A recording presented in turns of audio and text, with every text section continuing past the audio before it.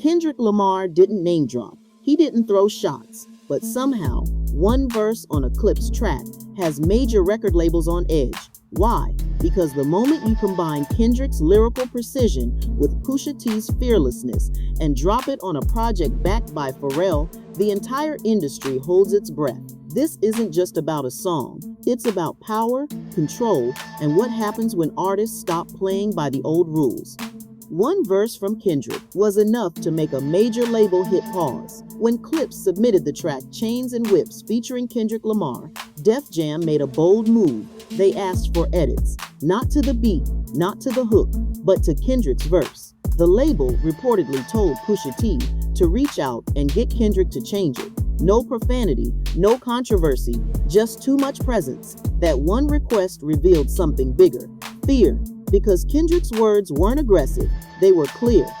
And his presence on a Clipse record, right after dismantling Drake, sent a message labels weren't ready to handle. It wasn't about what was said, it was about what it meant. Kendrick standing next to Pusha T, delivering a focused, intentional verse, created pressure.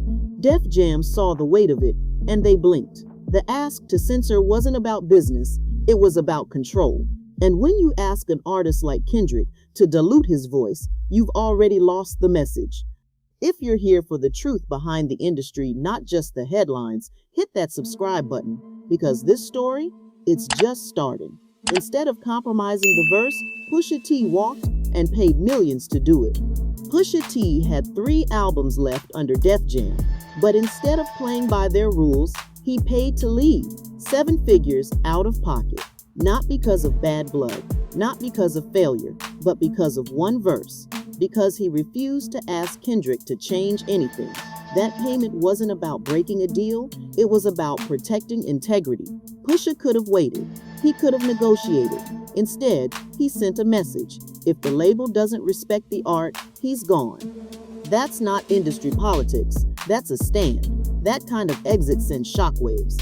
It tells other artists, other execs, other creatives, freedom has a price, and Pusha's willing to pay it. The fact that a single verse could push an artist of his caliber to cut ties says everything. This isn't about a label beef. It's about setting a precedent, about choosing message over machinery.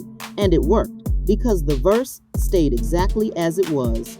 The moment Clipse left Def Jam, Roc Nation opened the door and backed the vision fully. After walking away from Def Jam, Clipse didn't go independent. They went strategic.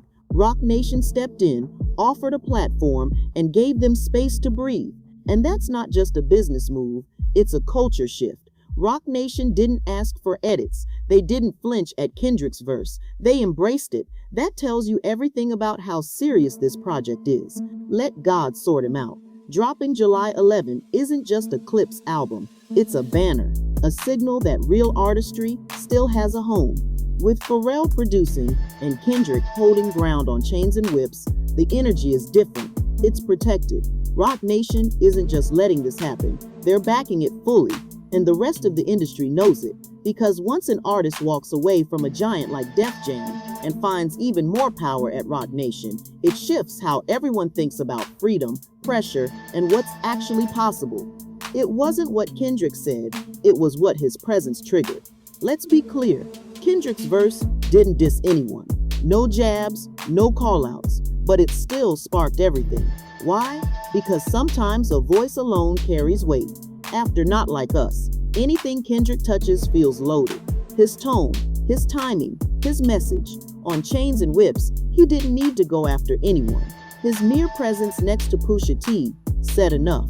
It forced labels to ask themselves, what are we really co-signing here? Def Jam didn't want the heat, but Kendrick wasn't aiming at anyone. He was doing what he always does, delivering clarity, conviction, and perspective. And that's what made the verse feel dangerous. Not because it was controversial, but because it was honest, direct, unbothered. Kendrick's name holds weight, his words carry meaning, and when he stands beside another artist, unfiltered, it shakes the table. That's why one verse caused a multi-million-dollar reaction, because real presence doesn't need permission. What labels fear most isn't the message, it's the ripple effect it might cause. The industry isn't just scared of what Kendrick said, They're scared of what it could lead to. If one feature can cause a label split and a contract buyout, what happens when more artists start doing the same? That's the real fear. Not lyrics, not headlines, but chain reactions. The Def Jam and Clipse fallout showed that labels don't have the same grip they used to, and that threatens the entire model. Artists now know they can walk away and still win. Kendrick and Pusha just proved it. When the message outweighs the market, labels scramble because their leverage weakens, their control slips. The fear is in the trend. What if Kendrick's feature becomes a blueprint? What if more artists protect their message the same way? Suddenly the system shifts, and the people who once controlled the narrative find themselves reacting instead of leading. That's why Kendrick's verse feels bigger than just a track. Pharrell didn't just make the beat, he protected the message. Pharrell isn't just producing Let God Sort Him Out, he's anchoring it. In a moment when labels wanted to step in and control messaging, Pharrell did the opposite. He gave it room. As a legendary producer with relationships across the business, his presence acts like a shield. Labels don't push back when Pharrell's name is attached, and in this case, he didn't flinch. He supported Kendrick's verse, supported Pusha's vision, and stood behind the creative decision to keep everything untouched. That kind of backing gives Clipse more than just sound. It gives them industry leverage. When Pharrell stands beside a track that labels tried to filter, it reframes the power dynamic. It tells the public and the execs that this is the version that matters, that nothing needs to be changed. Pharrell isn't just behind the boards. He's helping reshape how protected creative voices can be in an industry that's built to filter them.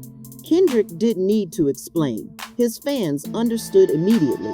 Kendrick didn't have to spell anything out. His fans did that for him. The moment word got out that Def Jam wanted his verse censored, hip-hop communities lit up.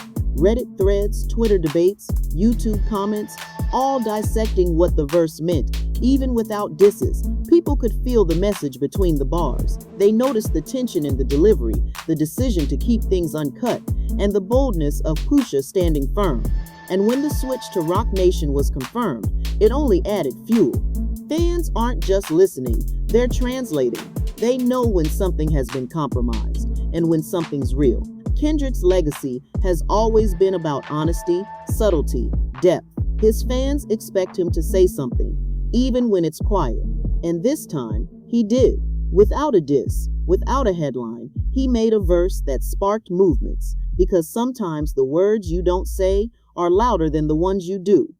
This moment isn't a beef, it's a blueprint for what comes next. At a glance, you might think this all loops back to Drake, but this isn't about him directly. It's about where hip-hop is headed and who gets to shape that direction. Kendrick's presence on Chains and Whips feels symbolic.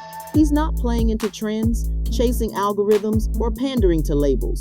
He's speaking with clarity, intention, that shakes the machine. Especially after everything that went down between him and Drake, his next moves hold more weight. So when labels see Kendrick align with Clipse and Pharrell, and when that alignment causes real structural fallout, they start to see where things are going. Artists aren't waiting for corporate approval anymore. They're moving on their own terms, and Kendrick is leading that shift.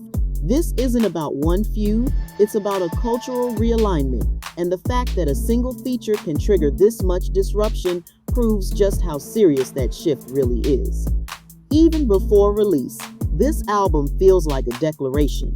Before even one full track drops, this album already has a story. It's not just about what Clipse is rapping about. It's about the path they took to even get here. Walking away from Def Jam, choosing to keep Kendrick's verse, aligning with Roc Nation, working exclusively with Pharrell.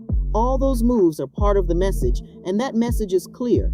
This isn't music to sell a single. This is music to say something. Let God Sort Him Out is already being discussed in forums, blogs, and hip-hop podcasts as a cultural moment, not just a release, because the buildup tells you that this project was made without compromise, that it had to fight just to exist in its true form. Kendrick's verse didn't just survive, it became the anchor. That alone gives the album weight. When fans finally hear it in full, they won't just be listening to songs, they'll be hearing a stance. One verse already shook the system. The next move could break it. The real question now isn't what Kendrick said, it's what happens because of it. Labels are quietly reevaluating artist contracts. A&Rs are reconsidering how they manage collaborations. Executives are wondering what happens if more artists refuse to change their verses. Kendrick didn't throw punches, he shifted the climate. And the impact isn't just behind closed doors, it's public and very visible. One verse sparked a seven-figure label exit, triggered a major label switch, and put Let God Sort 'Em Out under a national spotlight. If that's the effect of a single feature, what happens next time Kendrick releases a solo verse or a full project? If this collaboration created that much pressure, imagine the ripple effect of his next statement. The system is already wobbling, and Kendrick's barely said a word. That's what makes labels nervous. Not the content, but the control he holds, even in silence. The next move could reshape how power works in hip-hop entirely.